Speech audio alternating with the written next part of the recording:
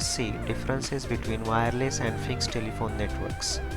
Transfer of information in public switch telephone network (PSTN) takes place over landline trunk lines comprised of fiber optics cables, copper cables, microwave links and satellite links.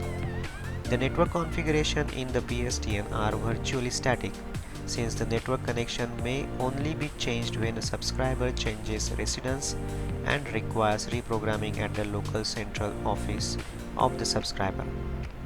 Wireless networks, on the other hand, are highly dynamic, with the network configuration being rearranged every time a subscriber moves into the coverage region of a different base station or a new market.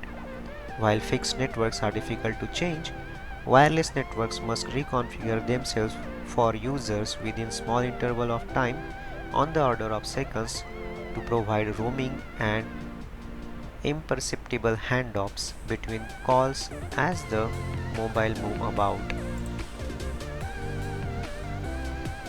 Two general routing services are provided by networks.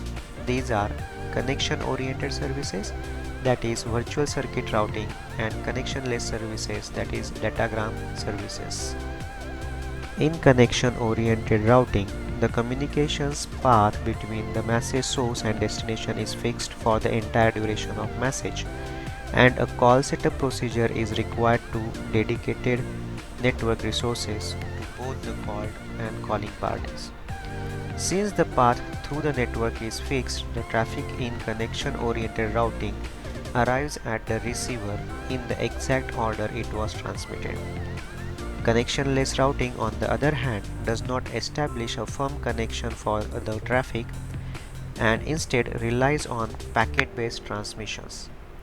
Several packets from a message and each individual packet in a connectionless service is routed separately.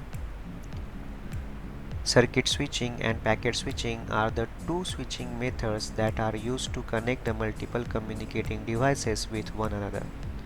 Circuit switching was particularly designed for voice communication and it was less suitable for data transmission.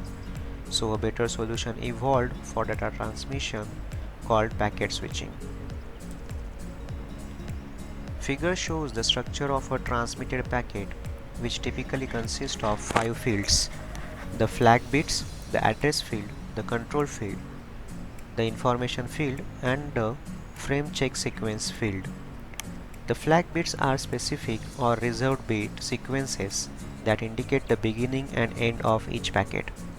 The address field contains the source and the destination address for transmitting messages and for receiving acknowledgements. The control field defines functions such as transfer of acknowledgements, automatic repeat request, and packet sequencing. The information field contains the user data and may have variable length.